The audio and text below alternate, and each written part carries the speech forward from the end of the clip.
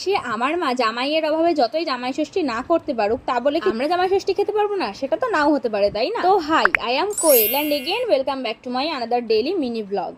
তো চলো এখন আসল কথা বলি। সেদিনকে আমরা গেছিলাম মাসির বাড়িতে। আসলে ব্যাপারটা এবার একটুখানি উল্টো হয়েছিল। এবার জামাই ষষ্ঠী করার জন্য জামাই শ্বশুর বাড়িতে আসেনি, শ্বশুর মশাই গেছিল জামাইয়ের বাড়িতে। আসলে এটা আমি আমার দাদু ভাইয়ের কথা বলছিলাম। তো আসলে প্রত্যেকবার মাসি আসে বলে মাসি এবারে বললো এবার আর আমরা যাচ্ছি না, এবার তোরা সবাই চলে আয়।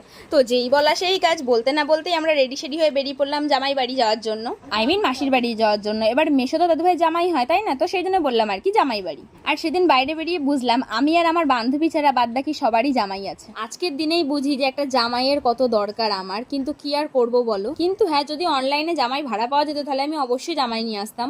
Just kidding guys. আচ্ছা, তোমাদের মনে কি হয় জামাই ষষ্ঠী যেমন হয় তেমন কি বৌমা ষষ্ঠীও করা উচিত? আমার তো মনে হয় অবশ্যই করা উচিত। কিন্তু হ্যাঁ, বউয়ের মা আর বরের মায়ের মধ্যে অনেক ডিফারেন্স আছে, তাই আমার মনে হয় না এটা কখনোই কার্যকরী হবে। আর হ্যাঁ, শাশুড়ি মায়ের হাতে রান্না খেয়ে জামাইয়ের পেট ফাটবে নাকি তা তো জানি না, কিন্তু এই যা গরম পড়েছে তাতে জামাইয়ের টাক ফাটবে এটুকু তো গ্যারেন্টি দিতে পারি। তো চলো, অনেক বকবক করে ফেললাম, এবার আমি আসি। তোমাদের সঙ্গে দেখা হচ্ছে খুব শিগগিরই পরে। আর হ্যাঁ, শুভ জামাই ষষ্ঠী।